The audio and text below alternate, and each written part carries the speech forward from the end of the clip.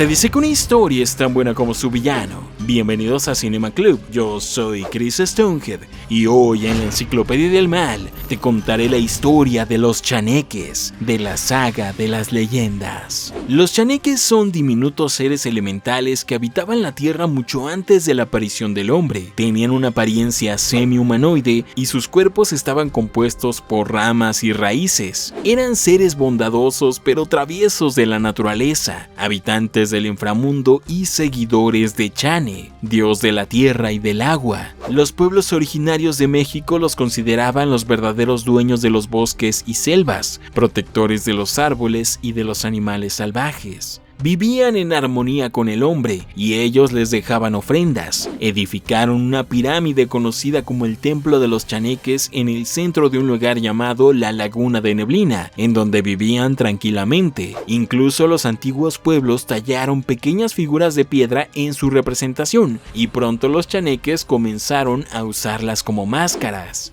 Sin embargo, tras la conquista y el paso del tiempo, todo esto se fue olvidando y convirtiendo en una antigua leyenda. La civilización avanzó hacia las selvas y bosques y el hombre comenzó a destruir la naturaleza. Pisaba las pequeñas flores, talaba los árboles y secaba los ríos. Construyeron una enorme presa y el río y la laguna de Neblina se secaron por completo. Un niño llamado Diego, hijo de uno de los leñadores de un campamento maderero cercano a las afueras de Veracruz, en la región de los Tuxtlas, caminó por todo el río seco hasta llegar al templo de los chaneques. Allí tomó un monolito que estaba en el centro, conocido como el Necta Chanec, el cual representaba la fuente de poder de los chaneques. Entonces la paz entre chaneques y humanos se rompió, su apariencia se corrompió poco a poco, volviéndolos seres de oscuridad. Comenzaron a atacar a los leñadores que viajaban solos por el bosque, los enredaban con las raíces de los árboles y los llevaban a su templo, en donde los dejaban suspendidos de las raíces en un estado de coma. Diego sabía que las misteriosas desapariciones eran provocadas por los chaneques y que todo era su culpa, así que decidió pedirle ayuda a su padre Joaquín. Sin embargo, esa noche mientras regresaba de talar árboles en el monte, fue atacado por los chaneques y nunca regresó. Mientras tanto, los trabajadores del campamento maderero estaban muy nerviosos debido a las desapariciones y a los misteriosos accidentes que ocurrían sin ninguna explicación. Leo y Nando iban en camino a entregar un pedido de la panadería San Juan a esa comunidad. Al pasar por el campamento presenciaron un misterioso accidente y ayudaron a liberar a un hombre que había sido aplastado por un tronco. Un leñador llamado Zenobio afirmó que eso había sido intencional y en ese instante Diego llegó para advertirles sobre los chaneques, algo que muchos trabajadores temían. ¡Ay, ¿por qué? ¡Los chaneques! ¿Qué? ¿Los chaneques? Esas cosas no existen, Diego. Son invenciones de gente ignorante. Zenobio quería reunir a un grupo de hombres para ir a cazar a los chaneques, pero el jefe del campamento lo tranquilizó. Nando y Leo iban a entregar su cargamento a Joaquín, el padre de Diego, así que los llevó a su casa, donde los invitaron a comer y a pasar la noche. ¿Cenar? ¡Ay, por ahí hubiéramos empezado! En ese momento, Diego pidió que lo ayudaran a encontrar a su padre. Nando estaba dispuesto, quería probar su valentía y ayudarlo, ya que ellos también habían perdido a su padre hace mucho tiempo. Sin embargo, Leo se rehusaba a involucrarse nuevamente con lo paranormal, porque sus amigos habían sacrificado todo para romper su conexión con el más allá y así mantenerlo a salvo del charro negro. A pesar de la discusión entre Nando y Leo, por la noche Nando escapó con Diego para buscar a su padre. Al descubrir esto, Leo fue en su búsqueda y entró en la oscuridad del bosque, y ahí fue perseguido casi de inmediato por los chaneques, quienes lo sujetaron con las ramas de los árboles y comenzaron a absorber su vitalidad. Sin embargo, inesperadamente, un viejo brujo apareció y los alejó con sus poderes.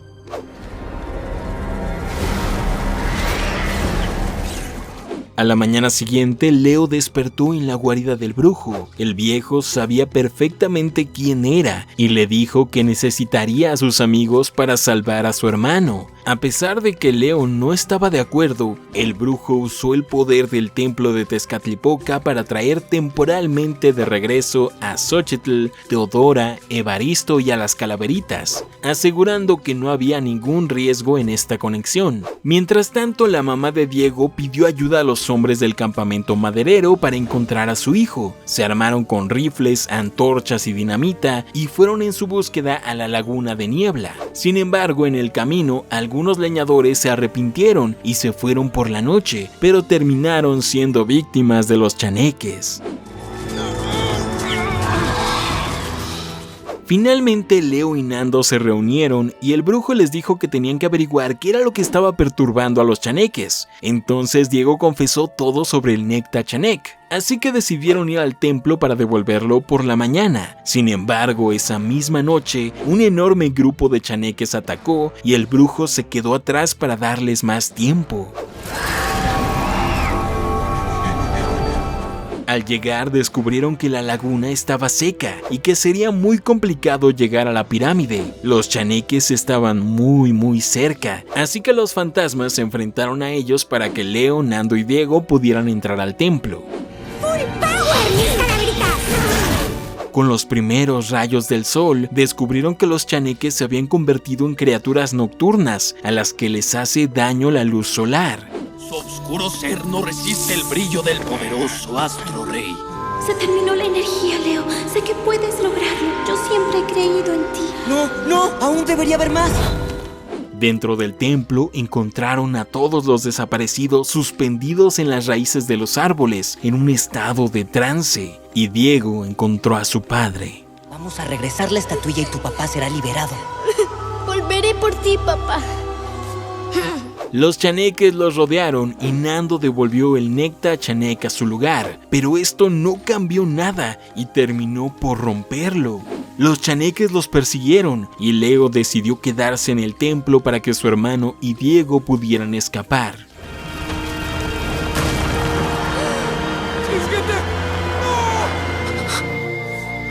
Perdóname, Leo. Perdóname.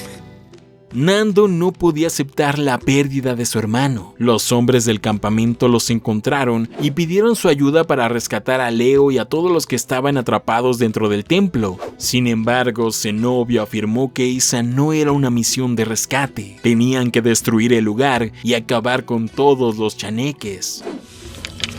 Vamos a volar a esas bestias en 1000 pedazos. ¿Sí? Esto no es un rescate. Estás bien loco. ¡Tenemos que ir a rescatarlos! El jefe del campamento lo acompañó junto a un par de hombres para asegurarse de que no hiciera una tontería. Leo había sobrevivido y llegado a una de las cámaras subterráneas del templo, donde vio un grabado que contaba la historia de los chaneques y cómo estos se corromperían con la destrucción de la naturaleza. También descubrió que se volverían más agresivos si el hombre profanaba su templo sagrado. Además, vio como un chaneque que había tocado un charco de agua había regresado a su apariencia natural, dándose cuenta de lo que tenían que hacer para restaurar la paz. Los hombres del aserradero entraron al templo con la intención de volarlo todo con dinamita, pero rápidamente los chaneques comenzaron a atacarlos y a llevárselos a las profundidades. Leo regresó y le dijo a Nando que tenían que destruir la presa para hacer llegar el agua hasta el templo. ¡Chisguete! ¡Estás vivo! ¡Lo sabía! Los chaneques atraparon al jefe del campamento y le pidió ayuda a Zenobio, pero él lo dejó atrás. ¡Zenobio! ¡Ayúdame! ¡Zenobio! Luego prendió fuego a todo. El templo se incendió y Zenobio y sus hombres comenzaron a lanzar dinamita. Los chaneques intentaban resguardarse del fuego, pero el templo había sido profanado. Esto enfureció al dios Chane y desató su furia, provocando un gran tornado que absorbió el fuego. Los chaneques comenzaron a fusionarse en una gigantesca criatura de oscuridad que destruiría a todos. Zenobio encendió un paquete de dinamita, pero fue absorbido por el tornado y murió en la explosión.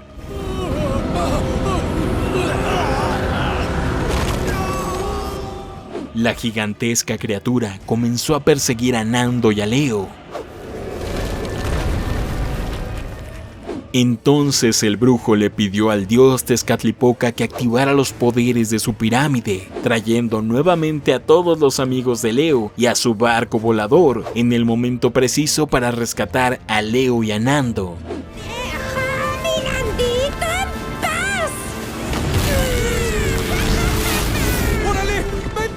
Después de 5 años, por fin el grupo se reunió y se organizó para combatir esa amenaza. Los hermanos San Juan, cazadores de espectros y monstruos. Xochitl, Finado, Moribunda y Don Andrés se enfrentaron valientemente contra el monstruo, pero simplemente era imparable. Contragolpe será vuestra.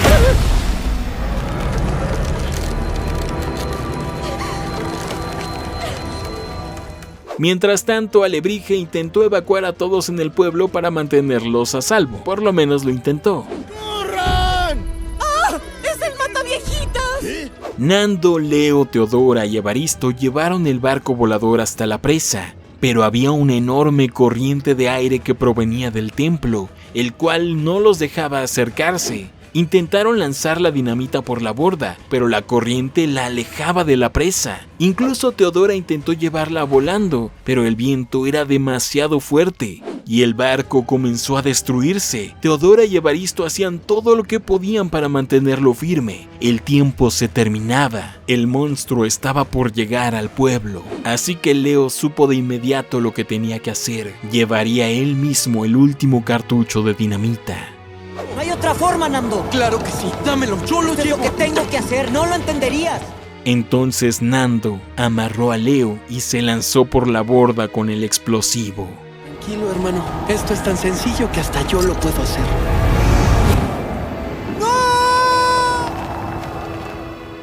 La presa voló en 1000 pedazos. El agua corrió hasta la laguna de niebla e inundó el templo. Los chaneques comenzaron a separarse y el enorme monstruo comenzó a desintegrarse. Todos los desaparecidos salieron del templo y se reunieron muy felices con sus familias. La paz entre humanos y chaneques se había restaurado, pero había tenido un costo muy alto. Leo buscó desesperadamente a Nando, pero sabía que era demasiado tarde y encontró su paliacate flotando en el agua.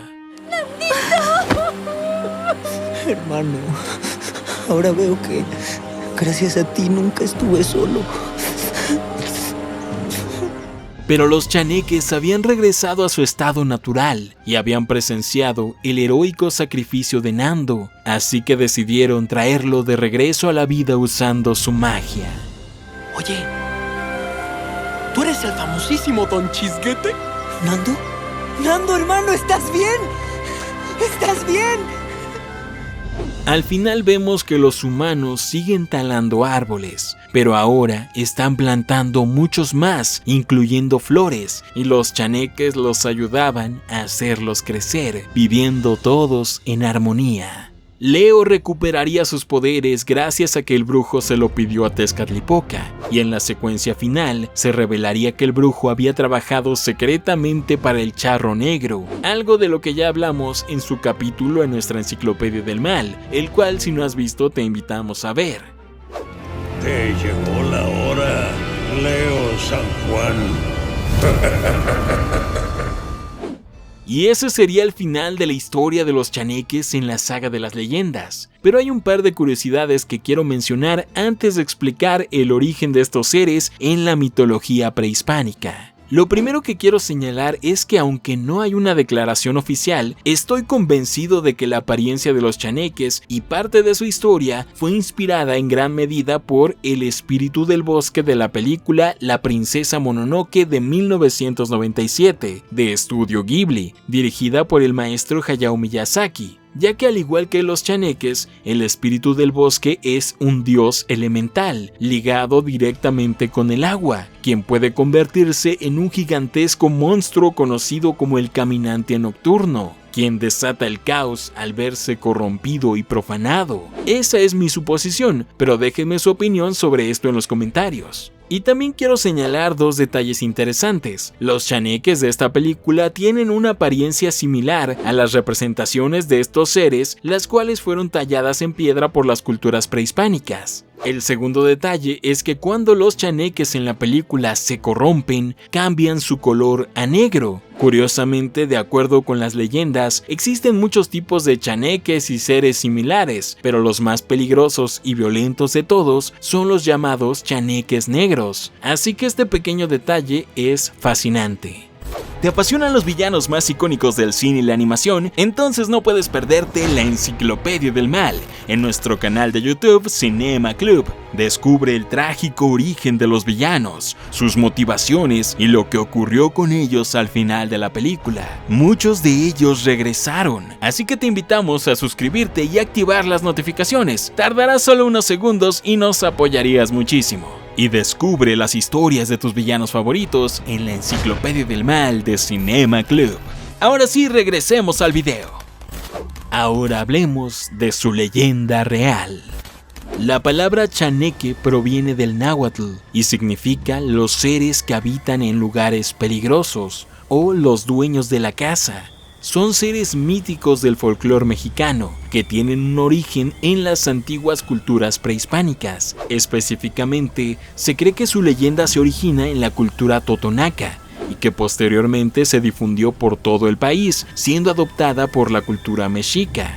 De acuerdo con las leyendas, son diminutos seres humanoides con una altura que varía entre los 20 centímetros y 1 metro de altura. Eran considerados dioses menores o espíritus al servicio de Chane o Chaneco, dios de la tierra y el agua. Eran guardianes de la naturaleza y protectores de bosques, ríos y manantiales, encargados de mantener el equilibrio natural. También se creía que eran enviados en parejas, chaneques masculinos y femeninos, que estaban casados. Sin embargo, no todo era positivo sobre ellos. Se creía que podían robar el tonali o la energía vital de una persona, dejándola vulnerable a enfermedades y desgracias. Tras la llegada de los españoles, la leyenda de los chaneques y la de otros seres similares como aluches, tlaloques y guajes se mezcló con las creencias de los duendes europeos, haciendo difícil separar algunas características y creencias. Fueron representados, al igual que los duendes, como criaturas traviesas que escondían objetos y desorientaban a los viajeros. Se les describía como personas de baja estatura con los pies al revés, cuerpos deformes o como seres con rostros de niños y cuerpos juveniles, pero con la apariencia avejentada y arrugada. En la región de los Tuxtlas y en el istmo veracruzano se catalogaban como chaneques blancos y chaneques negros, siendo estos últimos los más peligrosos y malignos, quienes castigaban a los pecadores y adúlteros, y en algunas ocasiones se robaban a los niños por las noches. Aunque la gran mayoría de las historias los muestran como seres traviesos y juguetones, quienes pueden conceder favores a quienes los tratan con respeto y los honran con ofrendas. Incluso algunas personas los relacionan con espíritus de niños, bebés o no natos que tristemente perdieron la vida. Siempre están relacionados con la naturaleza y el inframundo y los cuerpos de agua como ríos, lagos, lagunas e incluso cisternas y fuentes. En la actualidad, se siguen escuchando historias sobre ellos por todo México, pero su leyenda sigue especialmente viva en estados como Veracruz, Tabasco, Chiapas y sus alrededores. Y si te gustan estos temas, te invito a pasarte por mi canal de terror Macabra, en el cual hablamos de cine de terror en videos como enciclopedias, cronologías, reseñas y recomendaciones. Y en nuestro podcast hablamos de monstruos y leyendas del mundo y contamos historias sobrenaturales reales. El link lo encontrarás en la descripción y en la pantalla final. Y esta fue la historia de los chaneques de la saga de las leyendas. Si el video te gustó, suscríbete y activa las notificaciones para que no te pierdas de los próximos videos. Y no olvides seguirnos en redes sociales, nos encuentras en Facebook, Instagram y en TikTok. Esto es la Enciclopedia del Mal de Cinema Club. Yo soy Chris Stonehead y recuerda, una historia es tan buena como su villano.